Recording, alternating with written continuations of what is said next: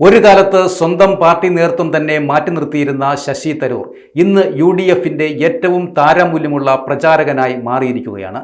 നിയമസഭാ തെരഞ്ഞെടുപ്പ് അടുത്തിരിക്കെ രാഹുൽ ഗാന്ധിക്ക് ശേഷം കോൺഗ്രസിൽ ഏറ്റവും കൂടുതൽ ആവശ്യക്കാരുള്ള താരപ്രചാരകനായി ശശി തരൂർ മാറിയ വാർത്തകളാണ് ഇപ്പോൾ പുറത്തു വന്നുകൊണ്ടിരിക്കുന്നത്.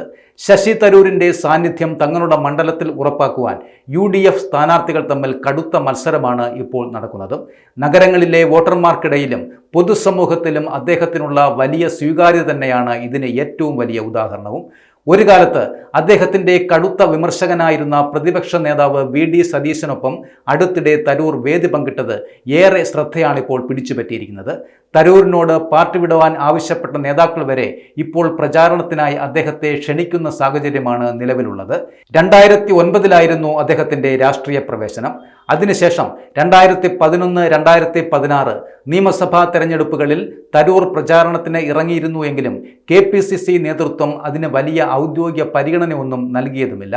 മുഖ്യമന്ത്രി സ്ഥാനത്തേക്ക് അദ്ദേഹം മത്സരിച്ചേക്കുമെന്ന സംസ്ഥാന നേതാക്കളുടെ വലിയ ആശങ്കയും ഗാന്ധി കുടുംബവുമായുള്ള അഭിപ്രായ വ്യത്യാസങ്ങളുമായിരുന്നു ഇതിന് പ്രധാനപ്പെട്ട ഒരു കാരണവും. എന്നാൽ ഈ വർഷം ഫെബ്രുവരിയിൽ രാഹുൽ ഗാന്ധിയുമായി നടത്തിയ കൂടിക്കാഴ്ചയോടെ ഈ പ്രശ്നങ്ങളെല്ലാം ഇപ്പോൾ പരിഹരിക്കപ്പെടുകയാണ്. ശക്തമായ ഒരു തെരഞ്ഞെടുപ്പ് പോരാട്ടത്തിൽ തരൂരിന്റെ പ്രീതിയും വിശ്വാസ്യതയും പാർട്ടിക്ക് ഗുണം ചെയ്യുമെന്നാണ് KPCC ഇപ്പോൾ വിലയിരുത്തുന്നത്.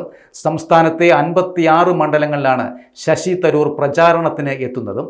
മാർച്ച് 21 മുതൽ ഏപ്രിൽ 1 വരെയുള്ള ആദ്യഘട്ടത്തിൽ 37 മണ്ഡലങ്ങളിൽ അദ്ദേഹം പര്യടനം പൂർത്തിയാക്കി കഴിയുകയും ചെയ്തു. ഏപ്രിൽ 2 മുതൽ 6 വരെയുള്ള രണ്ടാം ഘട്ടത്തിൽ വിവിധ റോഡ് ഷോകളും തെരഞ്ഞെടുപ്പ് യോഗങ്ങളും അദ്ദേഹം പങ്കെടുക്കുകയും ചെയ്തു. ശക്തമായ മത്സരം നടക്കുന്ന മണ്ഡലങ്ങളിലാണ് അദ്ദേഹം കൂടുതലും ശ്രദ്ധ കേന്ദ്രീകരിക്കുന്നതും. പ്രചാരണം വളരെ വിജയകരവും ആവേശകരവുമാണെന്ന് അദ്ദേഹം പ്രതികരിക്കുകയും ചെയ്തിട്ടുണ്ട്.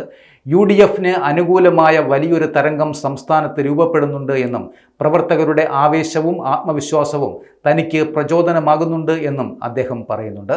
വരും ദിവസങ്ങളിൽ IUML നേതാവ് PK കുഞ്ഞാലിക്കുട്ടി, കോൺഗ്രസിന്റെ AP അനിൽകുമാർ എന്നിവർ ഉൾപ്പെടെയുള്ളവർക്കായി മലപ്പുറത്ത് സണ്ണി ജോസഫിനായി പേരാവൂരും അദ്ദേഹം പ്രചാരണത്തിന് എത്തുകയും ചെയ്യും. പാർലമെന്റ് സമ്മേളനം നടക്കുന്നുണ്ട് എങ്കിലും കേരളത്തിൽ തന്നെ തുടരുവാനും തെരഞ്ഞെടുപ്പ് പ്രചാരണത്തിൽ ശ്രദ്ധ കേന്ദ്രീകരിക്കുവാനും രാഹുൽ ഗാന്ധി അദ്ദേഹത്തിന് കർശന നിർദ്ദേശമാണ് നൽകിയിരിക്കുന്നതും.